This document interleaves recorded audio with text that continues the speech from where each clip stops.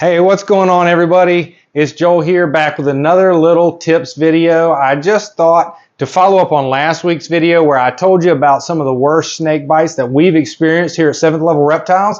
I thought I'd follow up with a tips video on ways to avoid getting bit. Obviously, when it comes to snakes, a lot of people have this fear and even maybe a misunderstanding about getting bit.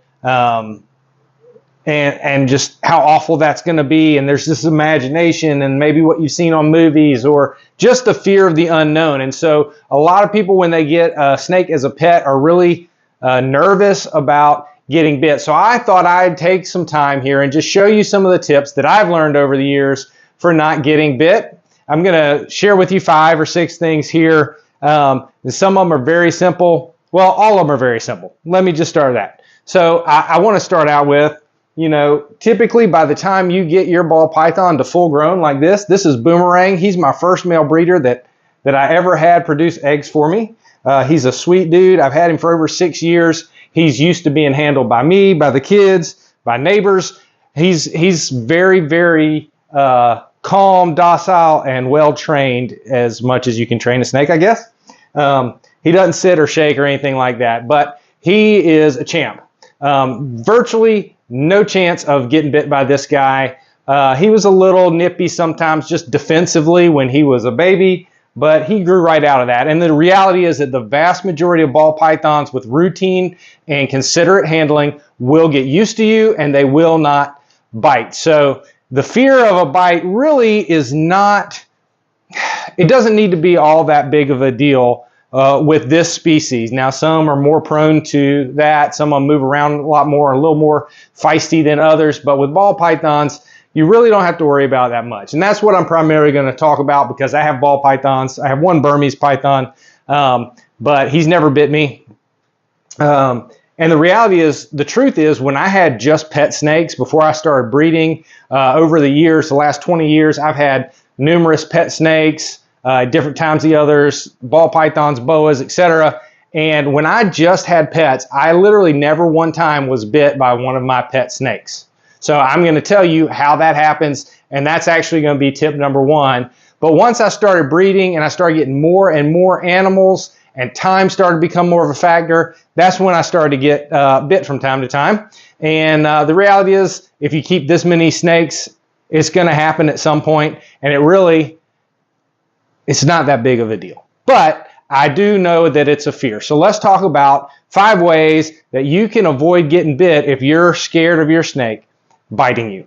The other reality of it is, sorry, there's a gnat on the camera. The other reality is we don't want our ball pythons especially, but any snakes, to get in the habit because they tend to be creatures of habit by nature. And so if they get into that habit, they're more likely to continue in it. So we want to break them of that habit as early as possible, and really that can be helped by these 5 steps. There's nothing life-changing or rocket science. You don't need any special equipment. These are things that just, you probably can use just what you have around you. And the reason I started using some of these common items to help is because when I started out, I really didn't have a whole lot of money for any fancy tools or anything like that. So I was just trying to use what I had available to me. So everything I'm going to use is really cheap. You don't need any special stuff, and you probably already have it. So this is going to be most applicable to the babies, like I said.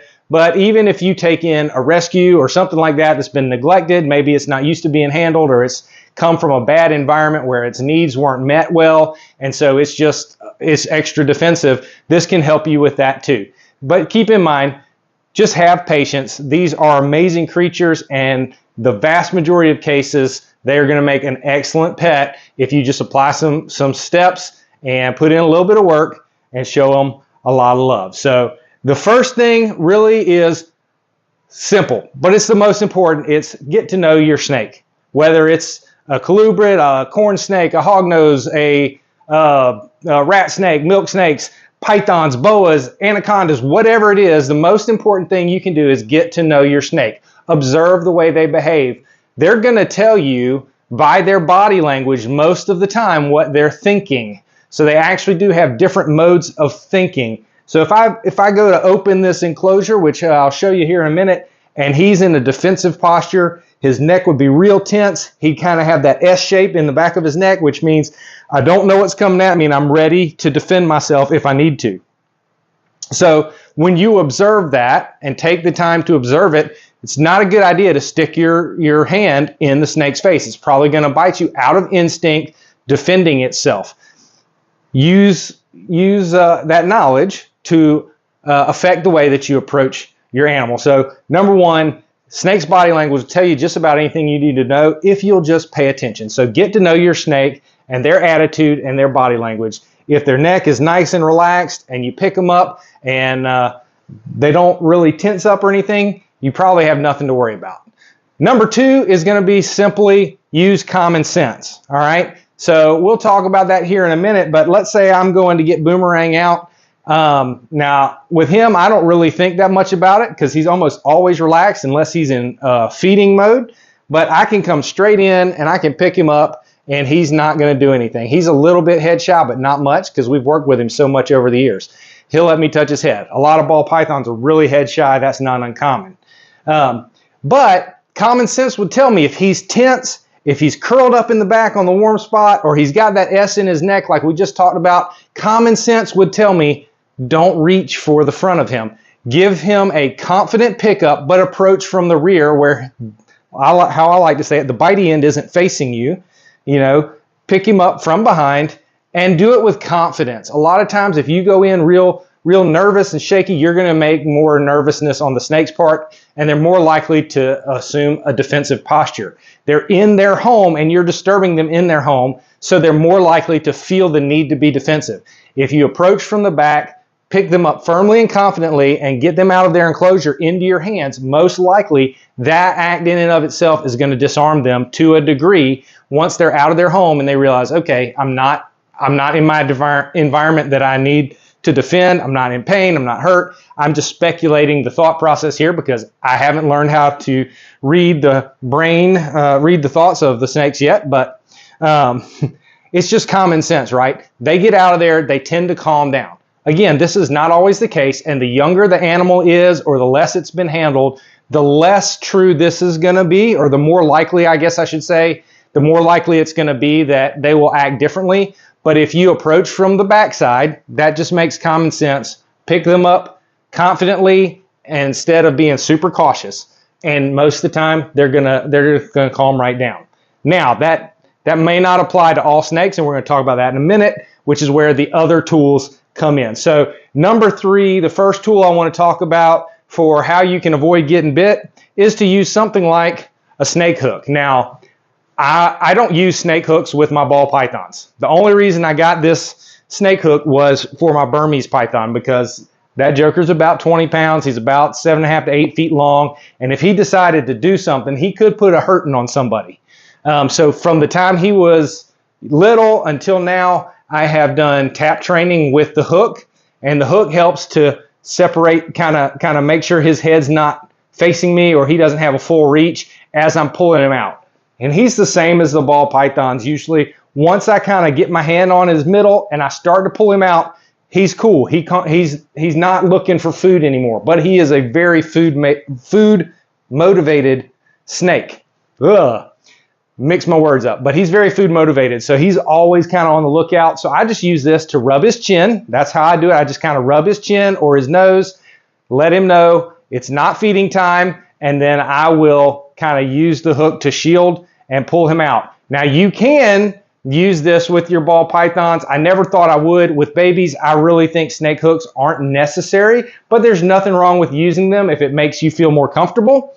But as I've gotten these big boys and girls, like I showed you a couple videos ago, you get these big girls in the breeding season and they're very, very, very food motivated. Sometimes they will come out of the tub as soon as you open it after that food. So there have been times where I have used the hook to actually latch the tub and pull it open, or I've had to tap the snake on the nose to get him to go back into his tub and then use it to push it shut.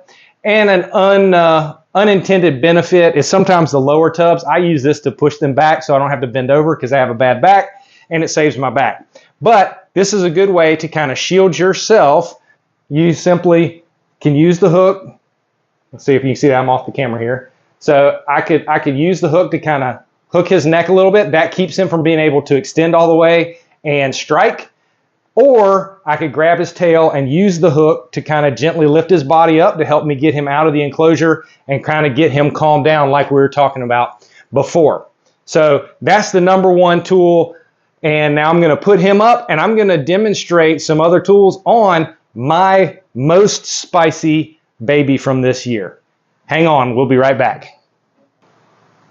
All right, so I'm going to come in here a little closer. It's probably going to cut my head off the top of the camera, but I know you probably don't mind seeing less of my face. But this girl here is a super inchy female. She has been spicy since the day she was born. She strikes constantly. You might have seen her on some of the shorts. I posted a short video with a bad to the bone in the background as she was striking at me. I was just trying to clean her tub, clean her enclosure out, her tub out, sorry, when she had made a little mess, and she was just going crazy. So the number, I guess this is number 4, but it's actually 2 tools that you can use with a spicy animal, is just a paper towel roll or the inner roll from it, right? So if the snake comes out and it's feisty or it's spicy, you can kind of use this to cover its head or its nose. That'll cause it to retreat. Every once in a while, they'll actually strike at this. That's a true defensive strike, but there's no heat coming off of it, so they're less prone to attack it than they are your hand, where they can feel the heat. They can sense it. But it just kind of can put it on their head and calm them down, which I'll show you in just a second. I started doing that a long time ago because I always have paper towels handy to clean. Or when I get to the end of the paper towel roll, then I would just save the roll and I'll use it. These are also great too. Sometimes if I've got a snake that doesn't want to feed, I'll cut these in half and put them in the tub for a little bit of a hide, because the size of the tubs, I don't normally use hides, but I'll cut it in half and use it as a hide. Sometimes I'll get a picky eater to start eating. That has nothing to do with not getting bit, just a tip. But so we'll see if we can bring you in here to see this feisty girl. In addition to being spicy normally, she's actually in shed right now, which tends to make them a little bit more spicy. But you can see what I was talking about. Look at that S shape in her neck. She is on guard. She is ready to go. So the last thing I want to do is come in from the front, although sometimes I'll tap them on the head. That'll get her withdrawal, but you see she's right back to this defensive posture. She really wants to defend herself. So what I would do in this case, I'm going to show you. We'll back out here. And if I were going to pull her straight out, I would use the paper towel roll. You see she's about to strike. I would use the paper towel roll and just kind of put it over her head, and I can grab her. Or in this instance, what I'm going to do is I'm going to pull her out. Look, she immediately goes into a flight mode, if you can see that. She went into flight mode immediately. So I'm going to use common sense and approach from the back. I'm going to pick her up. I'm not going to take my eye off of her, because she is still in this extremely defensive posture. She's not going to calm down the way that a mature snake that's used to being handled would. She's still on guard. She's looking at this paper towel roll. So now we're going to go into number 5. Like, what can I do at this point? I need to clean the tub. I don't want to just sit here and hold her with one hand. I want to clean her out. So I'm going to take just a loose paper towel, which she still wants to attack, and I'm going to set her down here like this. I'm going to pull her back so you can see her on the camera, and I'm just going to cover her with that paper towel. This is number 5. So now I can touch her. She's probably not going to do anything. But what I'm doing is I'm giving her a sense of security. She can feel secure knowing that she's not exposed. And a lot of times, even though a few times she's actually struck when I've done this, even under the paper towel, you can see, well, you can't see her now, but she's calmed down. She's not really doing anything. So this gives me the ability I need to go ahead and replace those paper towels or water if I've got to scrub stuff down. And these are just barely lightly soiled, so I'm just putting new clean paper towels in here. And then we'll do a more thorough cleaning over the weekend or once she sheds. And that's it. Since she is in shed, I'm going to add a little water back here. But you notice now, I haven't had to worry about her coming over. If I had her uncovered, she would be crawling over here, striking at me constantly. That's just her personality. She's much more spicy than most. I don't want you to think that this is indicative of most ball pythons.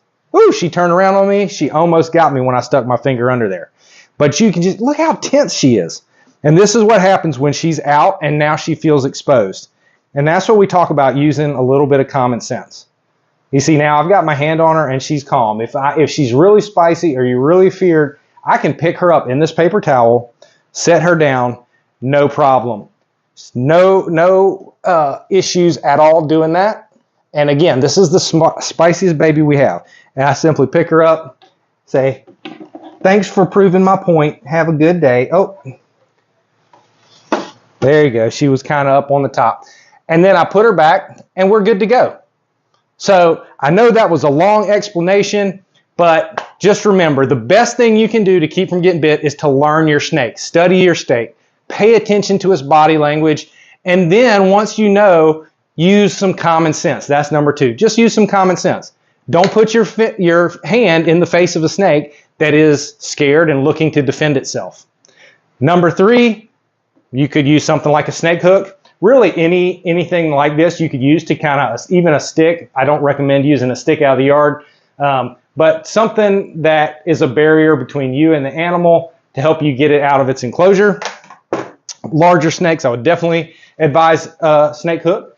Number 4, paper towel roll, something similar to that, but you're almost always going to have these on hand if you're working with snakes, because you're going to be using them for cleaning all the time. And the last thing is, if you've got to have that snake out of its enclosure to do some cleaning or work, and you don't have somebody helping you, or you don't have I could easily put it in one of these other tubs, but that takes more time. So a lot of times I don't do that when I'm going through 50 babies trying to clean paper towels one after the other. That takes a long time. So I'll just set them next to the tub, cover them with a paper towel so they don't feel exposed, and I keep on going.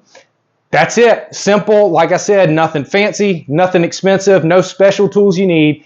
And there are plenty of others. Don't get me wrong. There are lots of other ways. This is not the way. This is a way. And I'm a firm believer in that. Find what works for you. None of these methods pose any risk of harm to the snake, which is the best part. And they're all cheap or free. You're already going to have the tools. So that makes me even happier, because I'm kind of a cheap guy. So anyway, I hope you found that helpful. Please give me your comments and thoughts. If you know another way that's really worked well for you to help you keep from getting bit, why don't you share it in the comments for everybody to read.